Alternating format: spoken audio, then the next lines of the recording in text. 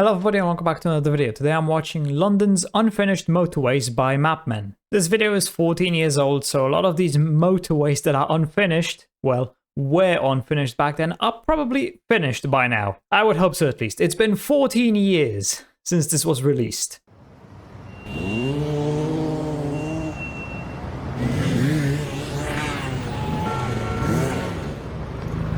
If you've ever tried driving around London, you'll know what a nightmare it is. We Londoners spend longer sitting in traffic jams than anywhere else in the country, and most of us don't even enjoy it. In the 1960s, there were ambitious plans to completely transform London's roads, making jams like these a thing of the past. They made a start in some places, but, as you can see, they didn't finish.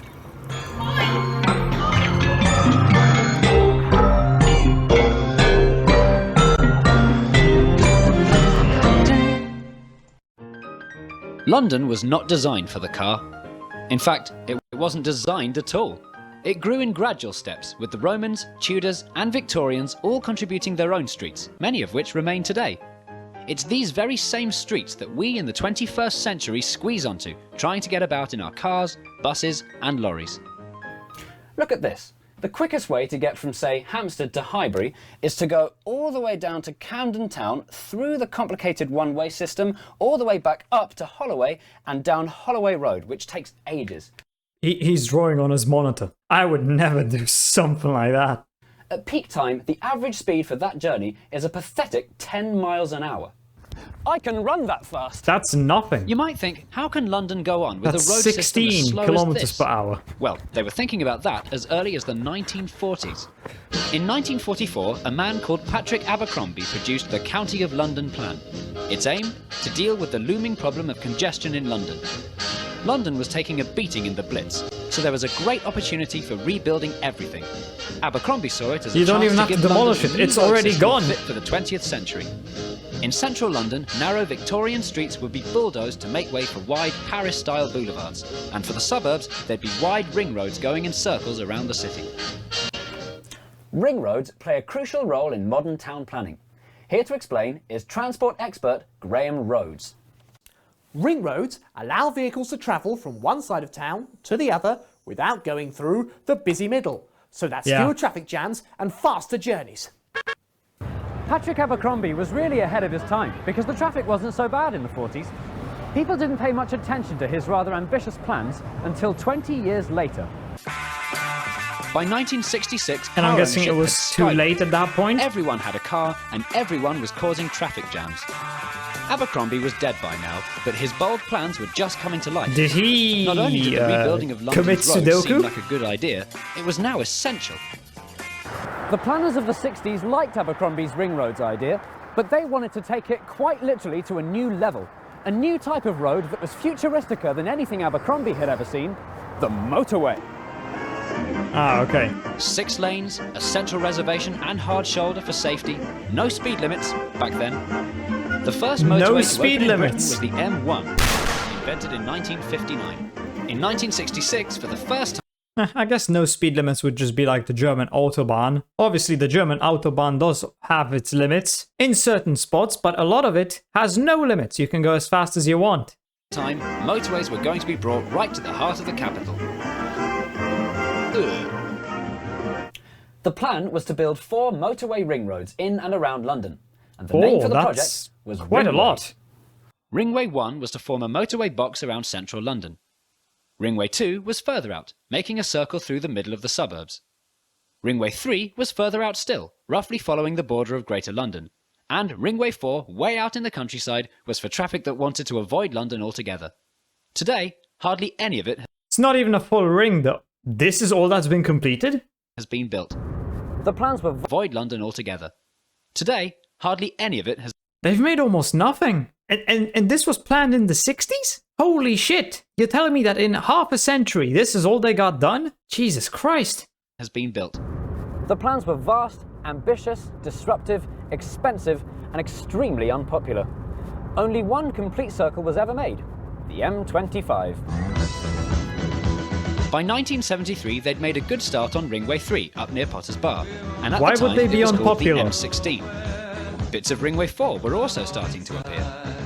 But 2 years later, the ringway scheme was officially cancelled.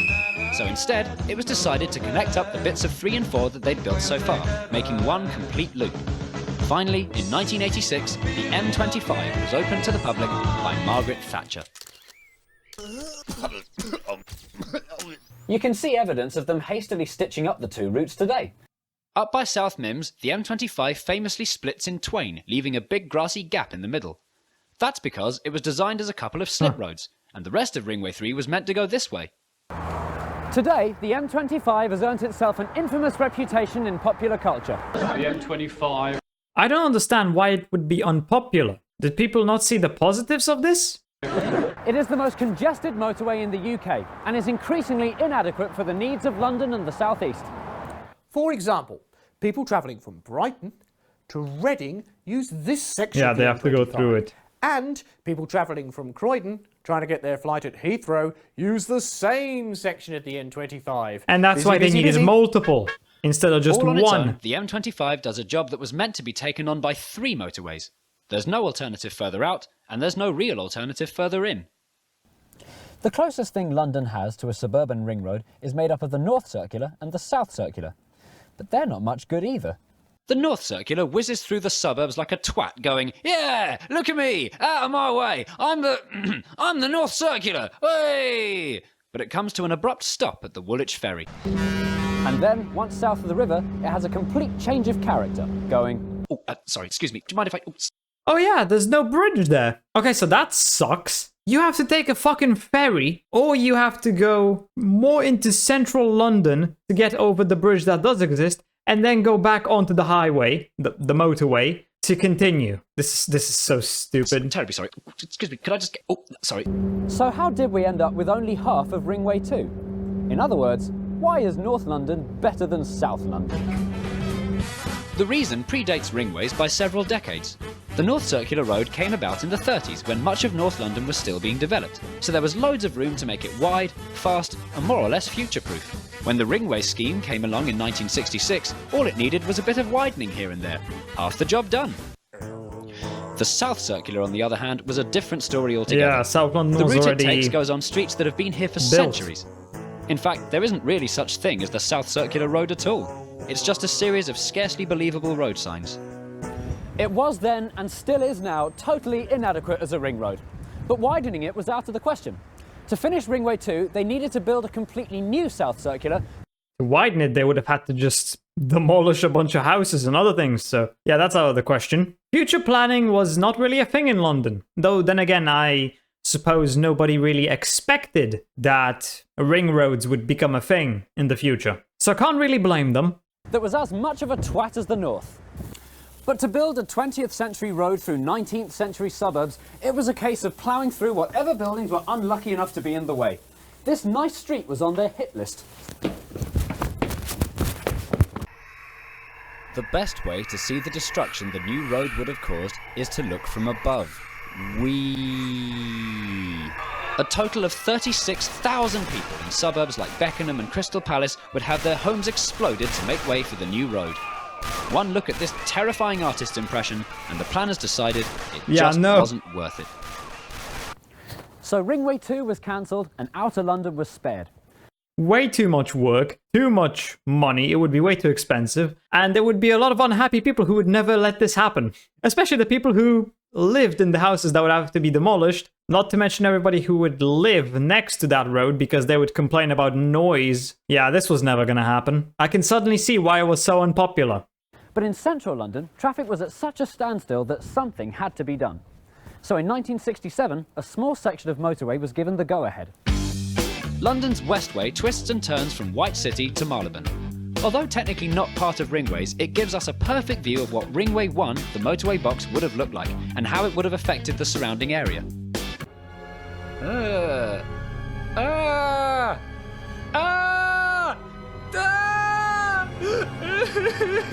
It was the construction of the Westway that woke London up to the reality of what a city throttled by a motorway box would be like.